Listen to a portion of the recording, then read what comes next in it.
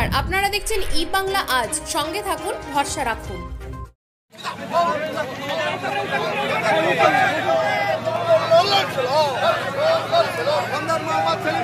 সবাই দলে দলে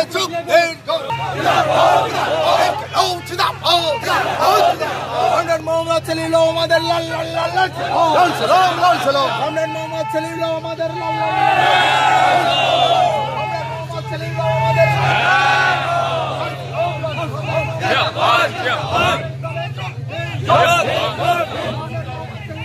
তারকেশ্বরে ভোট প্রচারে এলেন মোহাম্মদ সেলিম।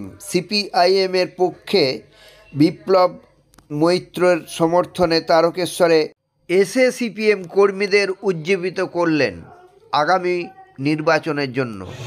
পঞ্চায়েত নির্বাচনে অনেক আক্রমণ করেছে তারকেশ্বর পুরসুর থানার প্রতিটা পঞ্চায়েতে। আক্রমণ সত্ত্বেও আমরা আক্রমণ রুখে দিয়ে একটা পঞ্চায়েতে জয়লাভ করেছি। গাড়ির সামনে দাঁড়িয়ে পুলিশের গাড়ি, অ্যাম্বুলেন্স না, বলছে আমার মেয়েকে একবার দেখতে দাও, একবার দেখতে দাও। দেখতে দেয়নি। আচ্ছা, হাঁসখালিতে হয়েছে এরকম হতাশের মতো, গণধর্ষণ করেছে তৃণমূলের নেতা, পঞ্চায়েতে বিজেপিও আছে, 5 দিন ধরে কোনো এফআইআর হয়নি।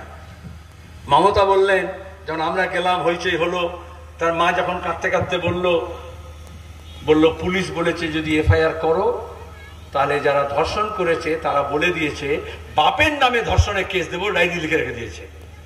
ভাবুন, মেয়েকে ধর্ষণ করেছে তৃণমূল, বিজেপি সহযোগী, আর পুলিশ বলছে যদি অভিযোগ করো তাহলে তোমার বাপকে ফাঁসিয়ে দেবো। ঢেলে গিয়ে ঠিক হাতরাসের মতো হাঁসখালিতে সেই দলিত মেয়েটাকে পুড়িয়ে মেরেছিল। কোনো পোস্টমর্টম হয়নি। রাজ্যের পুলিশ মন্ত্রী হয়ে পুলিশকে লজ্জায় ফেলেছেন। আমি বলছি না সব পুলিশ খারাপ,